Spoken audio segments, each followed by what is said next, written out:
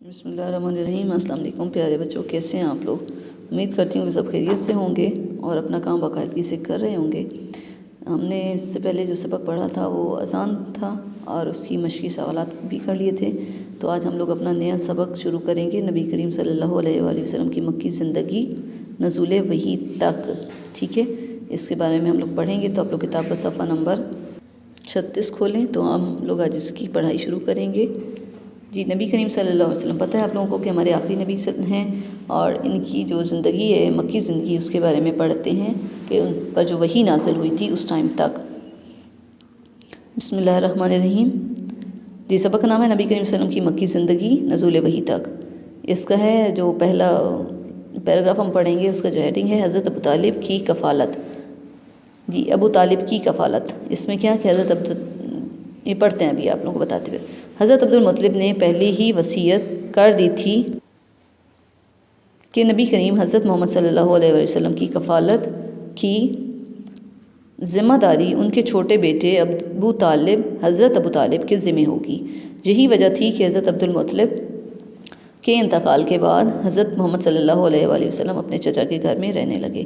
جی، حضرت عبد المطلب نے اپنی وفات سے پہلے ہی انہوں نے یہ کر دی تھی، وصیت کی تھی کہ ان کے بعد جو ہے حضرت محمد صلی اللہ علیہ وسلم کی جو کفالت کرے گا، یعنی ان کی جو ذمہ داری سنبھالے گا، ان کی جو پرورش کرے گا، وہ ان کے جو چھوٹے بیٹے ہیں وہ کون؟ ابو طالب کریں گے۔ تو یہی ہوا کہ پھر جب حضرت عبد المطلب اس دنیا سے چلے گئے، ان کا انتقال ہو گیا، تو اس کے بعد حضرت محمد صلی اللہ علیہ وسلم کو ان کے چچا جو تھے حضرت ابو طالب، انہوں نے پالا۔ تو اب ہم اس کے بعد اگلا جو ہمارا ٹاپک ہے اس میں ہے پہلا سفر شام۔ ہم نبی کریم صلی اللہ علیہ وسلم کا جو سفر تھا شام کی طرف، اس کے بارے میں پڑھتے ہیں۔ نبی کریم صلی اللہ علیہ وسلم کی عمر 12 برس کی ہوگی جب آپ صلی اللہ علیہ وسلم حضرت ابو طالب کے ساتھ شام کے سفر پر گئے، جہاں وہ ایک تجارتی قافلے کے ساتھ اپنا کچھ سامان تجارت لے کر گئے تھے۔ ملک شام کے جنوب میں بصرہ نامی ایک مقام ہے۔ جب مکہ سے جانے والا قافلہ بصرہ پہنچا تو وہاں کے رہنے والے ایک عیسائی راہب بحیرہ نے آپ صلی اللہ علیہ وسلم کو پہچان لیا کہ آپ صلی اللہ علیہ وسلم ہی اللہ کے آخری نبی ہیں۔ جی، اب نبی کریم صلی اللہ علیہ وسلم کی عمر 12 سال تھی اور وہ اپنے چچا ابو طالب کے ساتھ کیا ہے کہ شام کی طرف تجارتی سفر پر گئے۔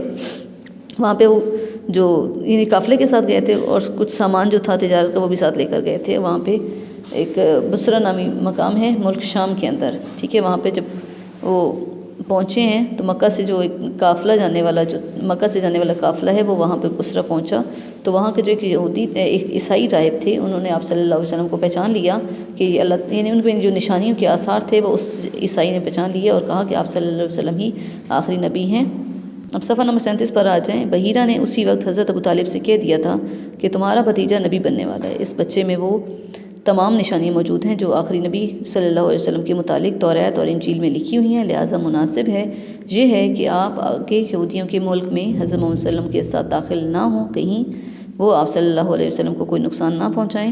راہب کی باتیں سن کر حضرت ابو طالب نے اپنا سامان تجارت وہیں فروخت کر دیا اور واپس مکہ آ گئے۔ جی، جب حضرت ابو طالب کے ساتھ حضرت محمد صلی اللہ علیہ وسلم گئے ہوئے تھے تو حضرت جو عیسائی راہب تھا اس نے پہچان لیا، تو اس نے اپنی کتابوں میں بھی نشانی پڑھی ہوئی تھی آخری نبی صلی اللہ علیہ وسلم کے بارے میں، تو انہوں نے چچا ابو طالب سے کہا کہ آپ جو ہیں اپنے اس بھتیجے کو یہاں سے واپس لے جائیں اور یہ نہ ہو کہ آگے جو یہودیوں کے ملک میں ان کو نہ لے کر جائیں کہ اگر انہوں نے دیکھ لیا تو کیا ہے کہ وہ آپ صلی اللہ علیہ وسلم کو نقصان نہ پہنچا دیں۔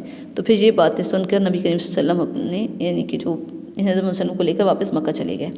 اس کے بعد ہم لوگ اگلا ٹاپک ہے ہمارا حلف الفضول، یہ اس کے بارے میں پڑھتے ہیں کہ یہ کیا چیز ہے۔ نیکسٹ، یمن سے ایک تاجر اپنا سامان سفر لے کر مکہ آیا، لیکن جہاں اس کا سامان چوری ہو گیا، ٹھیک ہے؟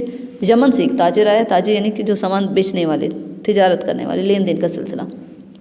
اس نے مکہ میں رہنے والوں کو برا بھلا کہا، مذاق اڑایا اور مکہ کے لوگوں پر ایک نظم بھی لکھی جو وہ سرعام گاتا پھرتا تھا۔ یعنی اس کا سامان چوری ہو گیا تو اس صورت میں اس نے کیا ہے کہ مکہ والوں کو برا بھلا کہنا شروع کر دیا، کس چکر میں کہ اس کی جو سامان چوری ہو گیا تھا اس سلسلے میں، اور اس نے کافی برا بھلا کہنا شروع کر دیا، اس سلسلے میں اس نے نظم بھی لکھی اور اس کو سرعام میں سے پڑھتا رہتا تھا۔ حضرت صلی اللہ علیہ وسلم کے چچا زبیر نے بھی یہ نظم سنی اور انہیں بہت شرم آئی کہ ہم مکہ والے اتنے برے ہیں۔ انہوں نے شہر کے اہم لوگوں کو جمع کیا اور آپس میں ایک معاہدہ کیا کہ معاہدے میں شریک ہر شخص مظلوموں کی مدد کرے گا اور کوئی ظالم مکہ میں نہ رہنے پائے گا۔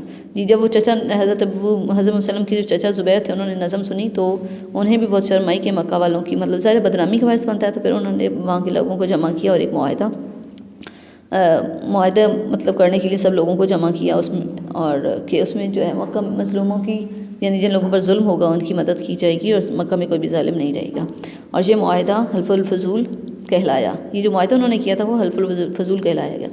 حضرت محمد صلی اللہ علیہ وسلم اس میں پیش تھے، یعنی وہ بھی اس کے ساتھ تھے اس معاہدے میں۔ آپ صلی اللہ علیہ وسلم نے مظلوموں، بے گناہوں اور معصوم لوگوں کے حق میں کے لیے بہت کوششیں کیں۔ جو بھی حضور صلی اللہ علیہ وسلم کے پاس فریاد لاتا، حضرت محمد صلی اللہ علیہ وسلم اس کی مدد کے لیے اٹھ کھڑے ہوتے۔ اعلان نبوت کے بعد، اعلان نبوت یعنی جو نبوت یعنی نبی بننے صلی اللہ علیہ وسلم کی، جب حضرت محمد صلی اللہ علیہ وسلم نبی بنے ہیں تو یعنی نبوت کا اعلان کر دیا، اس کے بعد بھی آپ صلی اللہ علیہ وسلم فرمایا کرتے تھے کہ اس معاہدے کے بدلے میں اگر مجھے سرخ اونٹ بھی دیے جاتے تو میں نہ لیتا۔ آج بھی اگر ایسے معاہدے کے لیے کوئی مجھے بلائے تو میں حاضر ہوں۔ جی اس نبی کریم صلی اللہ علیہ وسلم اس معاہدے حلف الفضول کی اہمیت کے بارے میں بتا رہے ہیں کہ اگر مجھے لوگ اس کے بدلے میں اس میں شامل ہوں اور ہم تمہیں سرخ اونٹ دیتے ہیں، ایسے کرتے ہیں، تو میں کبھی بھی اس کے لیے اس کو نہ لیتا۔ تو یہ ہمارا سبق یہاں تک کمپلیٹ ہو گیا۔ ہم باقی کا جو سبق ہے وہ اگلے لیکچر میں پڑھیں گے، اس کے ساتھ ہم لوگ اس کی درست جوابات کریں گے۔ تو اس کے لیے آپ لوگ جیسے اپنی کاپی پہ پیج ریڈی کرتے ہیں، اس کا جو سبق کا ہوتا ہے وہ آپ لوگ بنائیں گے، کسی بھی طرح سے بنا لیں، اس کا نام اچھا انداز میں لکھیں، اور پھر اس کے بعد ہم لوگ اس کا یہ کام شروع کرتے ہیں۔ اسی طرح ہمیشہ کی طرح آپ لوگ سب ڈیٹ، تاریخ، جماعت کا کام اور سب لکھیں گے، پھر سبق کا عنوان لکھ کے درست جواب کا انتخاب کریں۔ اس میں ہمارا پہلا ہے ملک شام کے ڈیش میں بصرہ نامی ایک مقام ہے، مشرق، شمال، جنوب۔ تو ملک شام کے جنوب میں، ٹھیک ہے۔ اس پر نمبر 2 ہے ایک عیسائی راہب بحیرہ نے آپ صلی اللہ علیہ وسلم کو دیکھ کر پہچان لیا کہ آپ صلی اللہ علیہ وسلم ہی اللہ کے ڈیش نبی ہیں، پہلے یا آخری نبی، ٹھیک ہے۔ نمبر 3 پہ ہے ہمارے نبی حضرت محمد ڈیش جب جوان ہوئے تو تجارت کو پیشہ بنایا، ابراہیم علیہ السلام، محمد صلی اللہ علیہ وسلم یا نوح علیہ السلام۔ تو ہمارے نبی محمد صلی اللہ علیہ نبی حضرت محمد صلی اللہ علیہ وسلم جب جوان ہوئے، تو اس میں آپ لوگ لکھیں گے محمد صلی اللہ علیہ وآلہ وسلم۔ نمبر 4 پہ ہے صادق اور امین کے نام سے مشہور ہوئے کون؟ اس میں آپشن دی ہوئے ہیں آپ لوگ کو، حضرت محمد صلی اللہ علیہ وسلم، حضرت نوح علیہ السلام یا حضرت عیسیٰ علیہ السلام۔ تو صادق اور امین کا جو لقب تھا وہ کس کا تھا؟ ہمارے نبی حضرت محمد صلی اللہ علیہ وسلم کا، تو آپ لوگ اس پہ ٹک کریں گے۔ اس کے بعد نمبر 5 پہ حضرت ڈیش مکہ کی ایک مالدار خاتون تھیں، عائشہ رضی اللہ تعالیٰ عنہ، خدیجہ رضی اللہ تعالیٰ عنہ اور اسماء رضی اللہ تعالیٰ عنہ۔ تو حضرت خدیجہ مکہ کی رضی اللہ تعالیٰ عنہ، تو خدیجہ رضی اللہ تعالیٰ عنہ آپ لکھیں گے۔ اس کے بعد ہے نمبر 6 پہ حجر اسود کا مطلب ہے سفید پتھر یا کالا پتھر، یہ 2 آپشن ہیں۔ تو حجر کہتے ہیں پتھر کو اور اسود کہتے ہیں کالے کو، تو اس کا مطلب ہوگا کالا پتھر، ٹھیک ہے۔ تو آپ لوگ کالا پتھر پہ ٹک لگائیں گے۔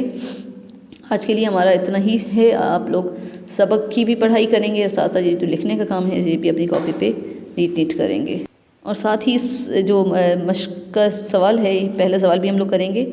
اس میں سوالات کے جوابات لکھیے۔ پہلا سوال ہے حلف الفضول کیا ہے اور معاہدے کی وجہ کیا تھی؟ تو اس کا جواب ہے حلف الفضول کے بارے میں ہم نے پیچھے پڑھا ہے۔ حلف الفضول ایک معاہدہ تھا جو مکہ کے معززین کے درمیان طے پایا۔ اس کے بعد پایا کے بعد آپ لوگ کوما لگائیں گے، ٹھیک ہے، پایا۔ اس کے مطابق معاہدے میں شریک ہر شخص کو مظلوموں کی حمایت کرنا اور ظلم کا خاتمہ کرنا تھا۔ اس معاہدے کی وجہ ایک یمن کا تاجر تھا جس کا سامان مکہ میں آ کر چوری ہو گیا، اور اس نے اہل مکہ کو برا بھلا کہنا شروع کر دیا، جس سے مکہ والوں کو ندامت ہوئی اور انہوں نے یہ معاہدہ کیا۔ یہاں تک سارا کام آپ لوگ اپنی کاپی پہ کمپلیٹ کریں گے۔ پہلے آپ لوگ یہ جو پیچھے آپ لوگوں کے درست جوابات تھے یہ کریں گے، اور ساتھ ہی یہ سوال جو ہے آپ اسی کے نیچے یہاں پر ہی لکھ لیں گے۔ آج کے لیے ہمارا یہ کام یہاں پہ ختم ہوا، اور آپ لوگ اپنا خیال رکھیے گا۔ یہ کام بھی اپنے کاپیز پہ کر لیں۔ اللہ حافظ۔